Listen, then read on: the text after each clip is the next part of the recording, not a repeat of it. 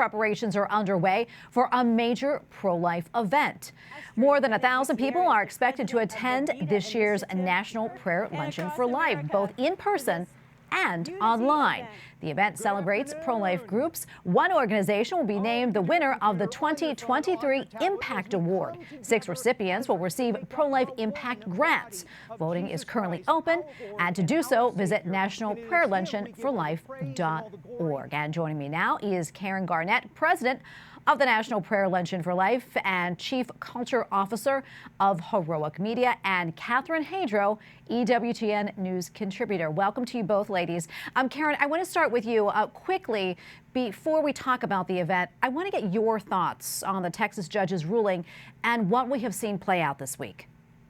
Yes. Hi. Thank you so much, Tracy. And hello, Catherine. So blessed and honored to be here. So first of all, we just like to say we applaud the federal judge out of Amarillo for the decision stating that mifepristone is unlawful. And yet it's only a partial victory because the abortion pill regimen is 2 pills, misoprostol and mifepristone. And mifepristone kills the child, and then misoprostol pushes the child out through the contractions. By only stating that mifepristone is unlawful, which both of them, the FDA made a terrible error with this back in the early 2000s when the FDA rushed through the approval of these 2 drugs to work together as abortion pills.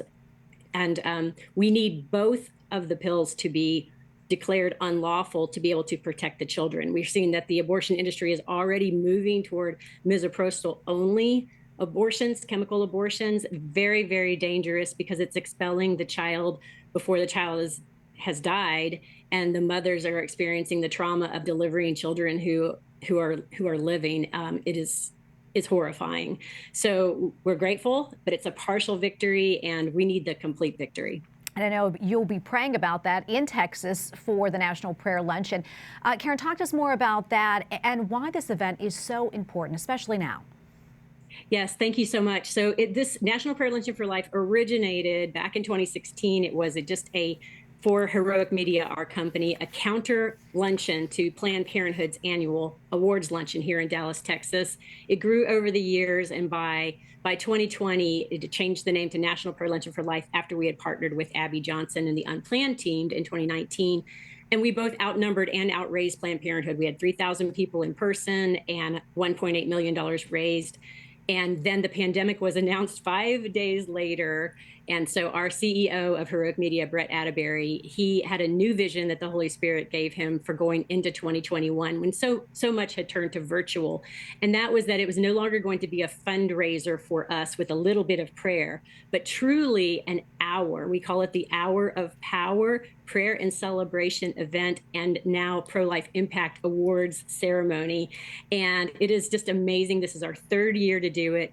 Our mission at National Prayer Luncheon for Life is to elevate and celebrate high-impact pro-life organizations so that together we can accelerate winning more battles and ultimately winning the war to protect preborn lives from abortion. And it's just amazing that the thousands of people who are participating with us in this through the voting.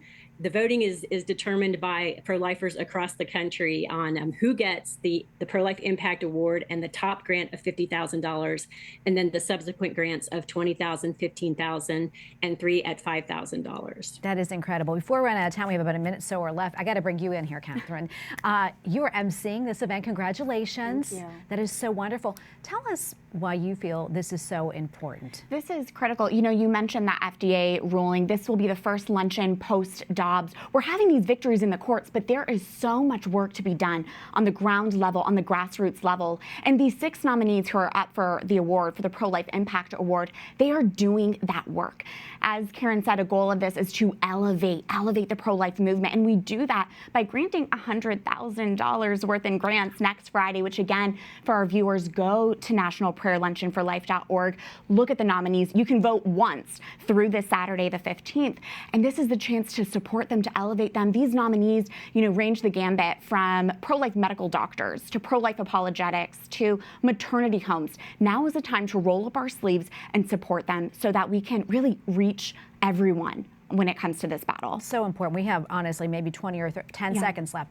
Really quickly, final thoughts. You know, we are a both and kind of faith. We believe in the power of action, but we believe in the power of prayer. And all action that we take when it comes to the pro-life movement must first flow from that prayer. Please join us for this hour of power. As Karen said, next Friday, set aside time to pray for the pro-life movement. Absolutely. We will remind us on social media, too. Yes, I will absolutely share that on social media. But again, nationalprayerlunctionforlife.org. Okay. Thank you so much, Catherine. Thank you so much, Karen. Ladies, we appreciate you being on today.